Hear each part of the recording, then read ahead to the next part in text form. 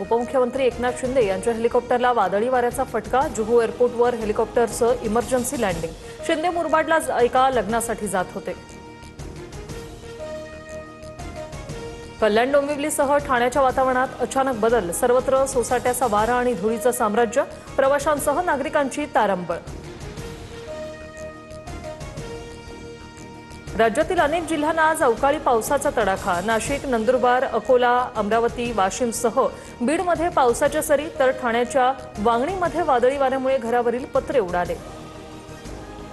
मुळे थांबवलेल्या दुचाकींना एसटी बसची धडक। अपघातात तब्बल 10 ते 12 दुचाकींचं मोठ्या प्रमाणात नुकसान। सुदैवानं कोणतीही जीवितहानी नाही। 2029ला देखील सुनेत्रा पवार बारामतीतून निवडणूक लढवतील। सुनेत्रा पवारांनी मुख्यमंत्री व्हावं अशी बारामतीकरांची इच्छा। जय पवारांचं वक्तव्य। राज्यसभेवर मला पाठवा असा आग्रह नाही। पक्ष जो निर्णय घेईल तो मान्य असेल। सुनेत्रा पवारांच्या राज्यसभेच्या रिक्त जागेवरून छगन भुजबळांची प्रतिक्रिया।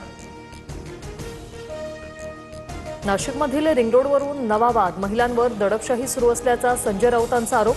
शेतकरी महिलांच्या तक्रारीनंतर राऊतांचा जिल्हाधिकारी कार्यालयात ठिय्या। अधिकाऱ्यांना विचारला जाब। तमिळनाडूत सत्ता स्थापनेसंदर्भात विजय थलपतींकडून पुन्हा राज्यपालांची भेट। तर आधी बहुमताचा आकडा सादर करा, मग शपथविधी। राज्यपाल आर्लेकरांची भूमिका, सूत्रांची माहिती। सराफा बाजारात सोनं चांदीच्या दरात सलग दुसऱ्या दिवशी मोठी वाढ। सोनं 1600 रुपयांनी, तर चांदी तब्बल 8000 महागली। जीएसटीसह सोनं 1,56,000